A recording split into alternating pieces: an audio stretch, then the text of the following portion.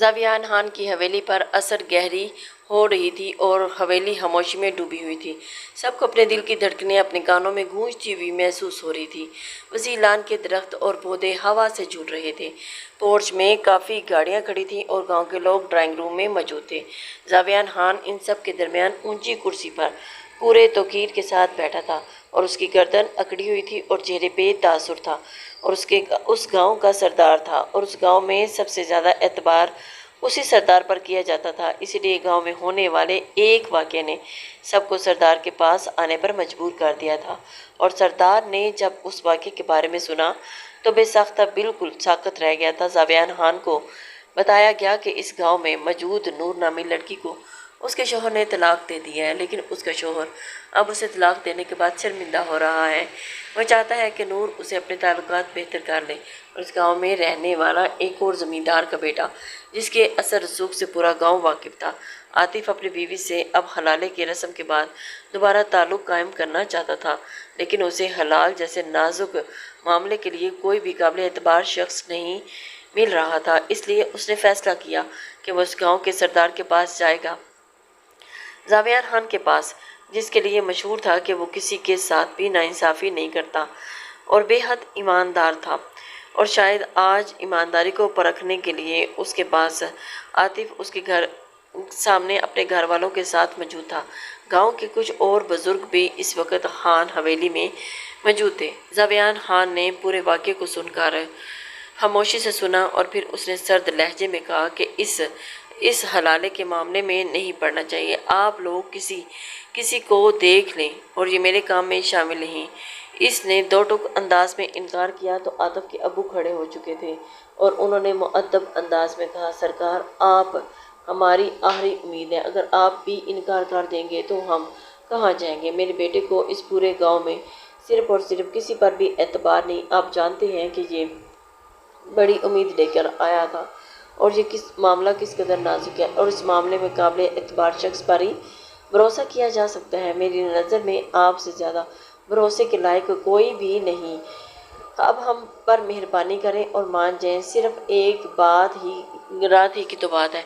जावियान खान को उनकी बात बुरी लगी थी और उनके चेहरे के तासरात बदले तो आतिफ के अब्बू का चेहरा झुककर बैठ गए थे।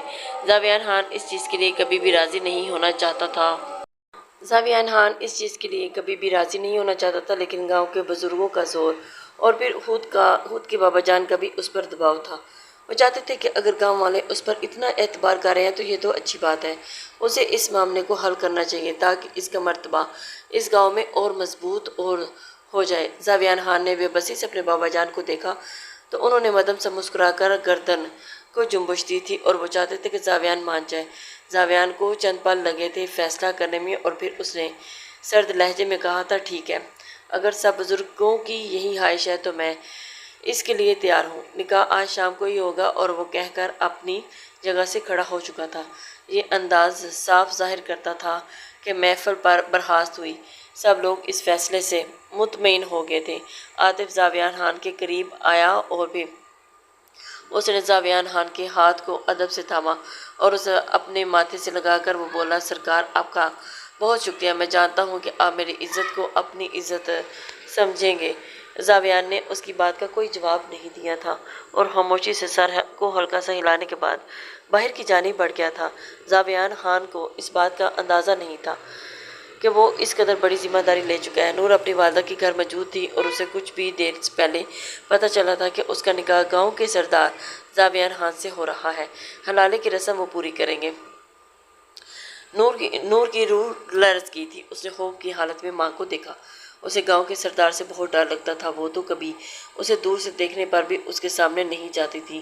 वो घर पर ही रह जाती थी और आज उस पर वो वक़्त आ गया था कि उसे एक रात सरदार के साथ गुजारनी थी। नूर की हालत तो गैर होने लगी और उसने आगे बढ़कर अपनी माँ को मना करना चाहा था। हाथ पकड़े थे, अम्मा, मुझे सरदार के से निकाह नहीं करना, हिलाला नहीं करना। वो बेबसी से रोते हुए बोली थी। अम्मा की भी हालत कुछ ऐसी ही थी। उन्होंने नूर को समझाने की बहुत कोशिश की और फिर सीने में पीछा और बोली, मेरी बेटी, अगर मेरे पास में होता तो मैं तुम्हें दोबारा आतिफ के पास ना भेजती, जाने देते, लेकिन मैं क्या करूं, इस मामले में اس معاملے میں بے بس ہوں، میں بے سہارا عورت ہوں، تمہارے لیے میں کچھ نہیں کر سکتی، لڑ نہیں سکتی۔ اگر آج تمہارا باپ زندہ ہوتا تو شاید یہ سب کچھ اس طرح نہ ہو رہا ہوتا، لیکن اب تمہیں وہی کرنا ہوگا جو عاطف چاہتا ہے۔ تم اس کی بیوی تھی اور اب تمہارے ساتھ اپنا تعلق بہتر کرنا چاہتا ہے۔ وہ چاہتا ہے کہ تم اسے ایک موقع اور دے دو اور میری مانو تو خاموشی سے مان جاؤ، اسی میں ہم سب کی بھلائی ہے۔ اماں کی باتیں سن کر تو اماں، اس نے ڈبڈباتی آنکھوں سے اماں کو دیکھا، لیکن وہ خاموشی رہی۔ وہ جانتی تھی کہ اماں بھی اس کی طرح بے بس ہے۔ دونوں ماں بیٹی اس بھرے پورے گاؤں میں تنہا تھی اور اس کا تنہائی کا سہارا اس پورے گاؤں میں کوئی نہیں تھا، اس لیے وہ خاموش ہو گئی تھی اور وہ جانتی تھی کہ ان کی بات کوئی بھی نہیں سنے گا۔ نکاح سے پہلے نور کے گھر عاطف آیا تھا اور اس نے نور سے اکیلے میں کوئی بات کرنی تھی۔ اماں نے نور کو آنکھوں سے اشارہ کیا تھا کہ وہ پرسکون رہے اور پھر کمرے میں سے نکل گئی۔ نور چارپائی پر بیٹھی ہوئی تھی، اپنے ہاتھوں کو گود میں رکھے ہوئے انہیں دیکھ رہی تھی۔ جب اس کے قریب عاطف آ کر بیٹھ گیا تھا اور اپنے کیے پر شرمندہ ہوں، لیکن میں ہمارے رشتے کو ایک اور موقع دینا چاہتا ہوں۔ میں چاہتا ہوں کہ ہمارے درمیان سب کچھ ٹھیک ہو جائے، اس لیے میں نے صرف تمہاری محبت میں سردار کی منتیں کی ہیں اور اس سے کہا کہ ہلالے کے لیے مان جائے، اور دیکھو وہ مان گیا۔ تم اپنا دل میری طرف سے صاف کر لو، میں تم سے اپنا تعلقات بہت محبت کرتا ہوں اور تمہیں ہمیشہ خوش رکھوں گا۔ تم نے اپنا آپ میری امانت سمجھنا ہے اور سردار کو زیادہ اپنے قریب نہیں آنے دینا۔ وہ نرمی سے سمجھا رہا تھا، نور خاموشی سے اسے سن رہی تھی۔ اس نے سر کو خفیف سی جنبش دی اور عاطف کے چہرے پر مسکراہٹ پھیل گئی تھی اور اس نے ہاتھ بڑھا کر نور کو ہاتھ سے چھونا چاہا تو نور بدک کر پیچھے ہو گئی تھی۔ عاطف کے چہرے کے تاثرات بدل گئے تھے، لیکن اس نے خود پر ضبط کیا تھا اور پھر بولا کہ میں اتنے ماہ میں تم سے دور رہوں، لیکن میرے دل میں تمہاری محبت کم نہیں ہوئی۔ بس ایک رات ہمارے درمیان ہے اور اس کے بعد میں تمہارے پھر قریب آ جاؤں گا اور ہم ایک بہت اچھی زندگی گزاریں گے۔ وہ کہنے کے بعد کھڑا ہوا اور اس نے اپنی قمیض کے دامن کو سیدھا کرنے کی درست کیا اور پھر وہ کمرے سے نکل گیا۔ اور اس کے جاتے ہی اماں دوبارہ کمرے میں آئی اور انہوں نے نور کو سمجھانے کی مکمل کوشش کی۔ ڈبڈبائی آنکھوں کو دیکھا، وہ بے بسی سے مسکرا دی اور پھر انہوں نے آگے بڑھ کر نور کو اپنے سینے سے لگا لیا تھا اور اس کے ماتھے کو چوم کر بولی، اللہ تمہارے نصیب اچھے کرے، تمہاری زندگی بھی آسانیاں لائے گی۔ ماں کی بات سن کر نور کی آنکھوں میں آنسو بے ترتیب انداز میں بہنے لگے تھے۔ وہ جانتی تھی کہ اس کی زندگی میں کبھی بھی آسانیاں نہیں آئیں گی، کبھی بھی آسانی نہیں آ سکتی۔ وہ ہر چیز سے بے حد نا امید ہو چکی تھی اور اس کے لیے آگے زندگی کیا موڑ لے کے آنے والی تھی، یہ تو وہ خود بھی نہیں جانتی تھی۔ زاویار خان اپنے کمرے میں نکاح کی تیاری کے لیے تیار ہو رہا تھا۔ وہ سفید کاٹن میں ملبوس اپنے بالوں کو درست کر رہا تھا جب اس کے کمرے کا دروازہ دھڑام سے کھلا اور اس نے چونک کر دروازے کی جانب دیکھا تو چوکھٹ میں شازمہ کھڑی تھی اور اس کی آنکھوں میں آنسو تھے۔ زاویار خان کے اعصاب بوجھل ہو گئے تھے، وہ خاموش رہا۔ وہ جانتا تھا کہ شازمہ اسے کیا کہنے آئی ہے۔ شازمہ جنون کے عالم میں آگے بڑھی اور اس نے زاویار خان کے ہاتھ کو تھام کر اسے ایک جھٹکے سے اپنے مقابل کیا اور اپنی رندی ہوئی آواز سے بولی، آپ جانتے ہیں نا کہ ہماری کچھ عرصے میں شادی ہے اور آپ پھر بھی اس نکاح کے لیے مان گئے۔ آپ کیوں یہ نکاح کرنے جا رہے ہیں؟ آپ پر صرف اور صرف میرا حق ہے۔ میں آپ کو کسی اور کا ہوتے ہوئے نہیں دیکھ سکتی۔ کیسے دیکھ سکتی ہوں؟ آپ ایک رات اس عورت کے ساتھ گزاریں گے۔ میرا تو یہ سوچ کر ہی برا حال ہو رہا ہے، دل بند ہو رہا ہے۔ زاویار پلیز آپ اس نکاح کے لیے انکار کر دیں، میں آپ کی منت کرتی ہوں۔ زاویار نے اس کی پوری بات خاموشی سے سنی اور پھر اس نے مزید نرمی سے شازمہ کا ہاتھ تھاما اور تھپکتے ہوئے وہ بولا تھا، شازمہ یہ میری ذمہ داری ہے، میں اسے ایک کام کی طور پر لے رہا ہوں۔ تم اپنے دل پر سارے وہم گمان نکال دو، میں صرف تمہارا ہوں۔ میں جانتا ہوں کہ ہماری کچھ دنوں میں شادی ہونے والی ہے، یہ کام بھی ضروری ہے۔ میں اس گاؤں کا سردار ہوں اور لوگ مجھ پر اعتبار کرتے ہیں اور تمہیں بھی چاہیے کہ تم مجھ پر اعتبار کرو، اور اس نکاح کا کوئی اور مقصد نہیں ہے۔ وہ آگے بڑھ کر اسے سمجھاتا رہا اور شازمہ نے اس کی بات کو کاٹا، لیکن آپ اس کے ساتھ پوری رات گزاریں گے، اسے اپنی محبت دیں گے، یہ کیسے؟ میں جانتی ہوں کہ ہلالے کی رسم میں کیا ہوتا ہے؟ آپ پر پہلا حق میرا تھا اور اب وہ حق کوئی اور لے کر چلی جائے گی۔ زاویان میں خود کو کیسے سنبھالوں؟ وہ معصوم لڑکی روتے ہوئے اسے اپنے دل کی تمام وہم بتا رہی تھی، لیکن زاویان خان کے چہرے پر بے بسی کے تاثرات پھیلنے لگے تھے۔ وہ اسے سمجھ نہیں رہی تھی کہ وہ کیسے شازمہ کو سمجھائے۔ اس نے گہرا سانس بھر کر شازمہ کے ہاتھ کو اپنے ہاتھ میں تھاما اور تھپکا اور پھر بولا، تمہیں مجھ پر اعتبار کرنا چاہیے۔ وہ اسے مختصر سے جملے کے بعد بالکل خاموش ہو گیا تھا اور شازمہ نے اسے ان پرنم آنکھوں سے دیکھتے ہوئے دیکھتی رہ گئی تھی۔ وہ جانتی تھی کہ زاویان خان اب مزید اس کے بارے میں کوئی بات نہیں کرنا چاہتا، اس لیے وہ خاموش ہو گئی تھی۔ نور کو اپنی دل کی دھڑکنیں اپنے کانوں میں گونجتی ہوئی سنائی دے رہی تھی۔ محسوس ہو رہی تھی وہ پہلو میں بیٹھے مرد کے وجود سے اٹھتی ہوئی حدت کو محسوس کر سکتی تھی۔ اس مرد کے پرفیوم کو خوشبو اور اس کے پورے وجود میں پھیل رہی تھی۔ یہ خوشبو بے شک اس کے لیے نئی تھی، لیکن اسے پھر بھی اس کی یوں محسوس ہو رہا تھا جیسے اس نے اس خوشبو کو پہلے کئی بار اپنے ارد گرد محسوس کیا ہے۔ یہ گہری تیز سی خوشبو اس کے اعصاب پر چھا رہی تھی۔ وہ دھیرے دھیرے لرزتی مولوی کی کہی گئی باتوں کو جواب دے رہی تھی۔ کچھ دیر کے بعد اس نے زاویان خان کو بھی قبول کر لیا تھا۔ الفاظ کہتے سنا اور پھر اس کے پہلو سے اٹھ گیا تھا۔ وہ سب سے مبارکباد لے رہا تھا اور رسمی سی دعا کے بعد نور کو حویلی کی خواتین اپنے ساتھ حویلی لے گئی تھی۔ ان خواتین میں شازمہ بھی شامل تھی۔ جب نور کو زاویان کے کمرے میں بٹھایا گیا تھا تو شازمہ کب کی جانے کے بعد بھی وہیں رکی رہی تھی۔ اس نے پھر نور کے پہلو میں بیٹھتے ہوئے اس کے گھونگھٹ کو اوپر کیا اور نور کی آنکھوں میں دیکھا۔ موجود نمی کو دیکھا تو وہ دیکھ ہی رہی تھی کہ نور نے جب شازمہ کی آنکھوں کو نم دیکھا تو وہ کچھ حیران ہوئی تھی۔ شازمہ تقریب سے مسکرائی، تم جانتی ہو تم جس سٹیج پر آج بیٹھی ہو، کچھ عرصہ میں اس پر میں آ کر بیٹھا تھا۔ زاویان میرے منگیتر ہیں، لیکن اس گاؤں کے سردار بھی ہیں ہونے کی وجہ سے انہوں نے تم سے نکاح کرنا پڑا۔ میں ان سے کہا تھا کہ میں اس حق میں نہیں ہوں، لیکن پھر بھی دیکھو، زاویان کی خوشی کے لیے خاموش ہوگی۔ جانتی ہوں کہ مجھ سے وہ کبھی بے وفائی نہیں کریں گے، لیکن پھر بھی میں تمہیں بھی کہتی ہوں کہ تم اپنی حد میں رہنا، ان کے زیادہ قریب آنے کی کوشش مت کرنا۔ عورت تو مرد کو ایک لمحہ میں بہکا سکتی ہے اور تمہارے تو اس پاس تو ایک پوری رات موجود ہے۔ تم میرے زاویان سے دور رہنا، اس نے سلگتی ہوئی آنکھوں سے اس کی جانب دیکھ کر کہا تھا۔ یہ بات کہی نور تو دل کے جیسے تکلیف پہنچی تھی۔ کاش وہ شازمہ کو بتا پاتی کہ دوسری عورتوں ہوں گی جنہیں مردوں کو اپنے پیچھے لگانے کا ہنر آتا ہے، وہ تو اپنے شوہر کو اپنا کر سکی تو پھر زاویان خانزادہ کو کیا کر سکے گی؟ اس گاؤں کا سردار تھا اور اس کے سامنے نور کی حیثیت ہی کیا تھی؟ وہ شازمہ کی بات پر خاموشی سے چہرہ جھکا کر بیٹھی تھی۔ شازمہ نے جب باہر آہٹ سنی تو اس نے نور کے چہرے پر گھونگھٹ کو درست کیا اور پھر وہ کمرے سے نکل آئی۔ باہر زاویان کھڑا تھا اور اس نے شازمہ کو کمرے سے باہر نکلتے دیکھا تھا اور وہ اسے کچھ کہنے لگا، لیکن شازمہ وہاں نہیں رکی اور اس نے اپنی آنکھوں کو بے دردی سے مسلا تھا اور تیزی سے سیڑھیوں کی جانب بڑھ گئی تھی۔ زاویان خان بس گہرا سانس بھر کر رہ گیا تھا جس وقت وہ کمرے میں داخل ہوا اور کمرے کے دروازے کو بند کیا تو اس کے اعصاب ایک بار پھر تھکن کا شکار ہوئے تھے۔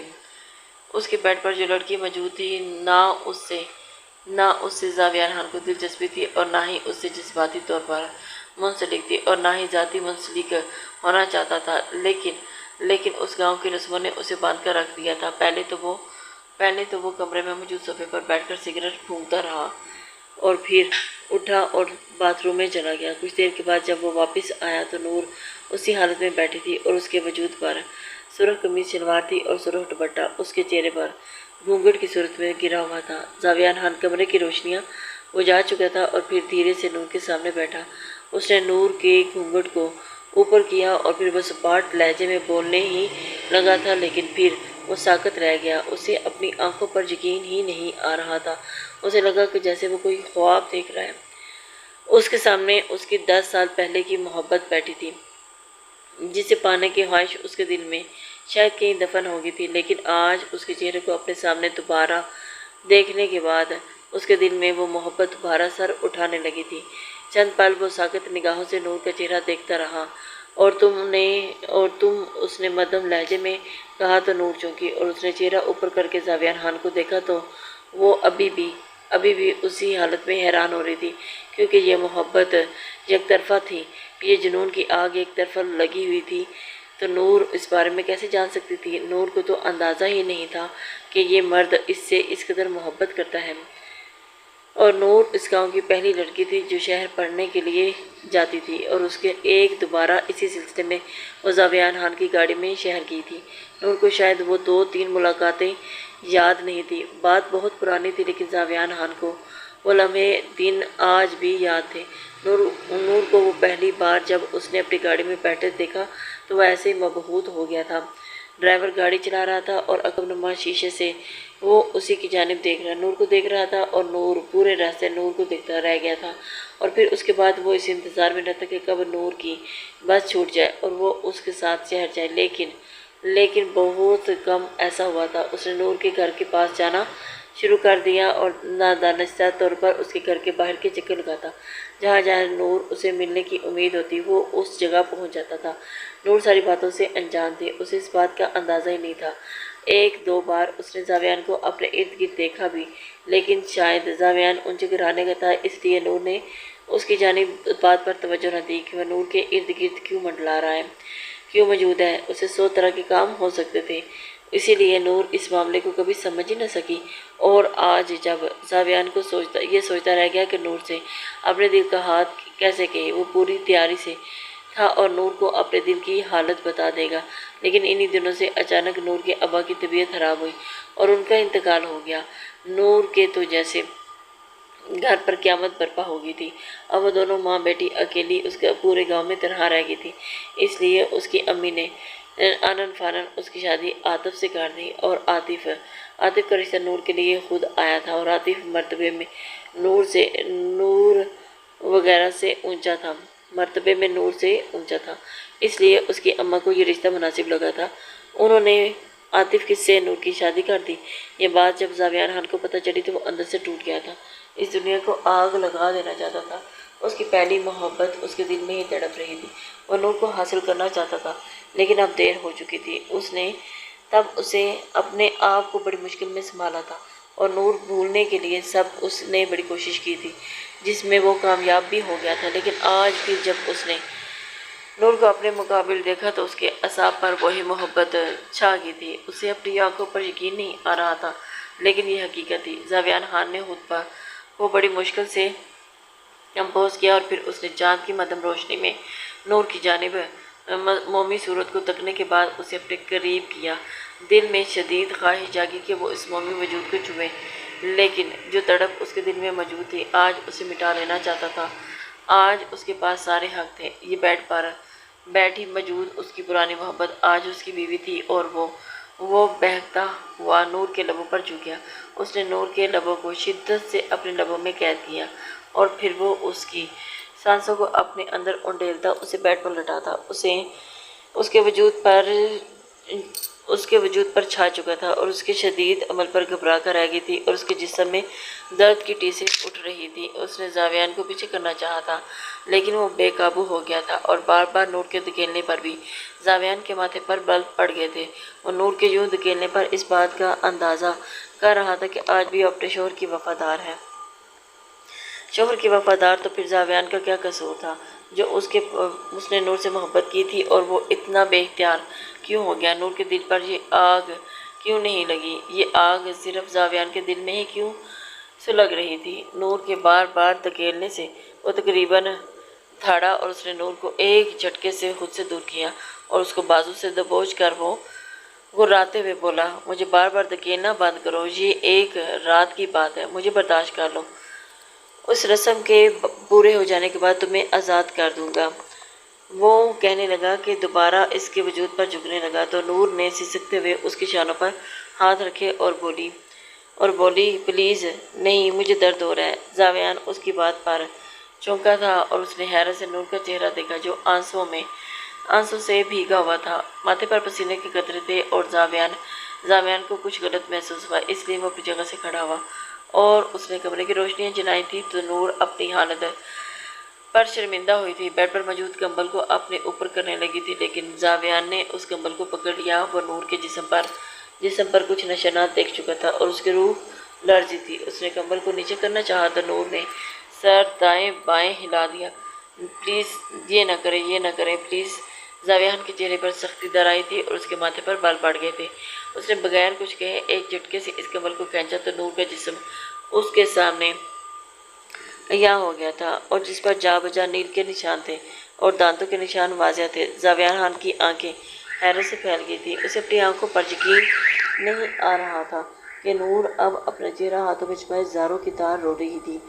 زاویان نے خود کو ڈگمگاتے دیکھا تو وہ سہارے کے لیے بیڈ پر بیٹھ گیا۔ چند پل وہ نور کی سسکیاں سنتا رہا اور پھر اس نے بے حد مدھم لہجے میں کہا، یہ سب کس نے کیا؟ اس سوال پر نور خاموش نہیں، زاویان خان کے آگے بڑھا اور اس نے اب کی بار پھر نرمی سے سوال کیا، لیکن نور نے کوئی جواب نہ دیا۔ وہ روتی رہی۔ جب زاویان نے ضبط سے جواب دیا تو اس نے نور کا بازو دبوچا تھا اور دھاڑا، میں تم سے پوچھ رہا ہوں کہ یہ کس نے کیا؟ مجھے جواب دو۔ نور آنسوں سے بھیگتا ہوا چہرہ اوپر کیا اور پھر لرزتی ہوئی آواز سے گویا ہوئی، میرے شوہر نے۔ زاویان کو اپنے کانوں پر یقین ہی نہ آیا اور وہ کچھ پوچھنے لگا لیکن پھر رک گیا۔ اس نے نور کے چہرے پر گالوں پر بہتے ہوئے آنسوں کو ہاتھ بڑھا کر صاف کیا اور اب کی بار وہ بولا۔ اس کا لہجہ نرم تھا، تم جاؤ اپنی حالت بہتر کرو، مجھے تم سے بات کرنی ہے۔ یہ کہہ کر بیڈ سے اٹھا اور جا کر صوفے پر بیٹھ گیا۔ نور شش و پنج میں مبتلا کچھ دیر زاویان کو دیکھتی رہی اور پھر دھیرے سے بیڈ سے اٹھی اور باتھ روم میں چلی گئی تھی۔ وہ اس کا انتظار کرنے لگا تھا۔ کچھ دیر کے بعد نور اپنی حالت بہتر کر کے زاویان خان کے قریب صوفے پر بیٹھی تھی تو اس کا جسم بھی ابھی بھی لرز رہا تھا، آنکھوں میں ابھی بھی آنسو تھے اور گالوں پر بہہ رہے تھے آنسو میٹھے میٹھے سے نشان۔ زاویان خان اسے دل گرفتی سے دیکھ رہا تھا اور اس میں ہمت کر کے کہا کہ مجھے بتاؤ تمہارے ساتھ کیا ہوا؟ نور کے دل کو جیسے گھونسا لگا تھا اور اس کے دل پر جیسے کوئی چھری چلا رہا تھا۔ اسے اپنے اندر تکلیف ہی تکلیف محسوس ہو رہی تھی۔ پھر اس نے دھیرے دھیرے زاویان خان کو اپنی کہانی سنانا شروع کر دی تھی۔ وہ کیا کرتی، مجبور تھی، باپ سر پر موجود نہیں تھا۔ میری شادی اماں نے عاطف سے کر دی تھی کیونکہ وہ میرے ابا کا اچانک انتقال ہو گیا تھا اور انہیں لگا تھا کہ وہ اکیلی مجھے کیسے اس گاؤں میں پال سکیں گی۔ ان کی نظر میں بیٹی ذات تھی اور میرا جلد از جلد اپنے گھر سے کا ہو جانا ہی بہتر تھا۔ میں آگے پڑھنا چاہتی تھی لیکن اماں نے میری ایک بھی بات نہ سنی اور انہیں عاطف کا رشتہ بہت مناسب لگا تھا اور انہوں نے میری شادی عاطف سے کر دی تھی۔ انہیں لگتا تھا کہ میں وہاں خوش رہوں گی لیکن وہ غلط تھی۔ عاطف ایک ذہنی مریض انسان ہے۔ جس دن میری اس سے شادی ہوئی تھی اس نے اسی رات مجھ پر تشدد کیا تھا۔ وہ غربت کے لمحوں میں مجھے مارتا تھا اور اس نے مجھے وہاں چوٹ پہنچائی جہاں میں کسی کو دکھانے کے لائق بھی نہیں تھی۔ میری کمر پر بیلٹ بساتا تھا، میرے بال نوچتا تھا، مجھ پر غصہ کرتا تھا۔ وہ ایک نشئی ہے جو نشے کی حالت میں کچھ بھی کر گزرنے کے لیے تیار ہو جاتا تھا۔ پہلی رات ہی اس قدر خواص باختہ ہو گئی تھی اور کہ وہاں سے بھاگ جانا چاہتی تھی، لیکن اس نے مجھے دھمکی دی تھی کہ اگر میں نے کسی کے سامنے اس کی بات کا ذکر کیا اور میں نے اس حویلی کو چھوڑنے کا سوچا بھی تو وہ مجھے اور میری ماں کو جان سے مار ڈالے گا۔ مجبوراً مجھے خاموش رہنا پڑا۔ اسی وجہ سے میں خاموش رہی اور اس کے تشدد کو برداشت کرتی رہی۔ ابھی کچھ عرصہ پہلے اسے شہر کی ایک لڑکی سے محبت ہوگی اور اس نے مجھے طلاق دینے کا فیصلہ کیا تھا، لیکن وہ لڑکی ٹھیک نہیں تھی اور اس نے عاطف کو صرف استعمال کیا اور پھر اسے چھوڑ دیا۔ اور عاطف مجھے بھی طلاق دے چکا تھا، لیکن اب اسے بار بار اس بات کا دوبارہ سے غصہ برداشت کرنے کے لیے کوئی چاہیے تھا اور اسے مجھ سے مناسب اور کوئی نہ لگا تھا۔ اس لیے وہ دوبارہ میرے گھر آ گیا اور اماں کو ڈرانے اور دھمکانے لگا تھا۔ اگر انہوں نے ہلانے کے لیے ہاں نہ کی تو مجھے پورے گاؤں میں بدنام کر کے رکھ دے گا۔ وہ مجھ پر الزام لگائے گا کہ میں ٹھیک لڑکی نہیں تھی، اس لیے میں نے اسے طلاق دی۔ عاطف نے مجھے طلاق دی ہے۔ اماں اس کی باتیں سن کر ڈر گئی تھی اور ہلانے کے لیے مان گئی تھی، اور اب پھر وہ ہلانے کے بعد مجھ سے نکاح کرے گا اور مجھے تکلیف پہنچائے گا، میری روح کو روچے گا، میرے وجود کو تکلیف دے گا، وجود پر اپنے غصے کی چھاپ چھوڑے گا۔ میں بہت بے بس ہوں۔ میں آپ سے گزارش کرتی ہوں کہ آپ پلیز مجھے مت چھوڑیے، آج کی رات ہی مار دیں۔ میں اس کے پاس نہیں جانا چاہتی، میں اس پل پل کی موت سے ایک بار ہی مر جانا چاہتی ہوں۔ بہتر سمجھتی ہوں۔ مجھ میں اتنی ہمت نہیں کہ میں اپنی جان لے سکوں، لیکن میرا یہ کام آپ آسان کر سکتے ہیں۔ آپ پلیز میری جان لے لیں اور مجھے اس زندگی سے چھٹکارا دے دیں۔ وہ روتے ہوئے زاویہ حران کی منتیں کر رہی تھی، جو بالکل ساکت تھا، اور اس کی آنکھوں میں شعلے دہکنے لگے تھے اور اس کا پورا وجود غصے سے لرز رہا تھا۔ وہ خود کو سردار کہتا تھا اور اس کے ناک کے نیچے اتنا ظلم ہو رہا تھا۔